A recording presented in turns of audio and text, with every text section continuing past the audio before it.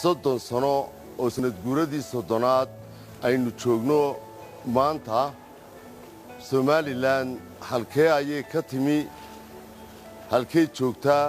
halkee u socotaa sida runta iyadoo kooban Somaliland waxay ka timi halkaa oo ah meesha dunsan ee aad arkayso ee aan loogu imanin dalkan markii ay dagaaladu ka dhaceen ee jabhaddii xoreynta ee SNM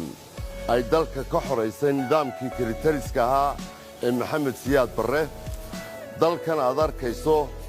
bari ilaa galbeed magaalooyinka waxa lala simay dhulka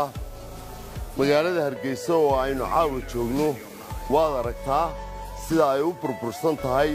1991kii waanaad aragtaa sida ay u qurux badan tahay 30 sano kadib ma aha dhismaha oo keliya ma aha daaraha oo keliya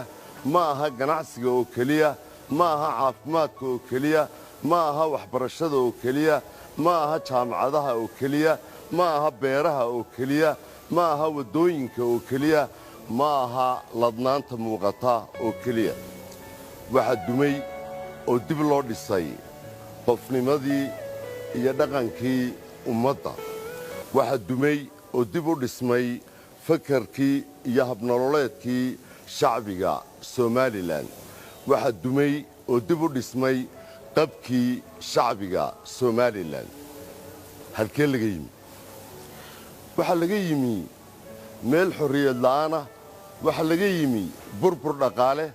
waxa laga yimi dunsanaan qulubta qalbiga iyo maskaxdaba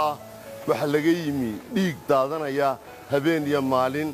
waxa laga yimi xabsi aan cadaalad ahayn oo joogto ah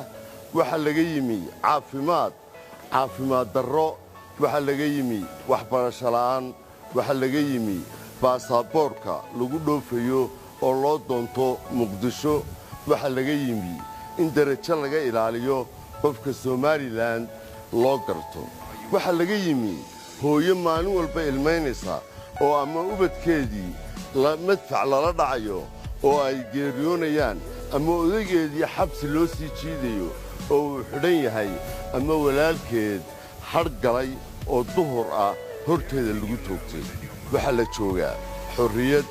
waxa la joogaa madax bannaani waxa la joogaa xorriyatul qowl waxa la joogaa calanka babbanaya waxa la joogaa dawladnimo dadkii lahaa ay dhisanayaan intaa ka soko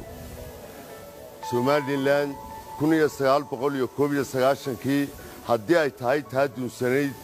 maxay qabsatay 30 sannadood waxay qabsatay 4 rukun oo waaweyn oo dawladnimada muhiim u ah ayaa la dhisay waxa la dhisay ciidamada oo laga soo bilaabay barbannaan oo amniga ayaa la sugay waxa la dhisay isku kalsoonidii iyo heshiiskii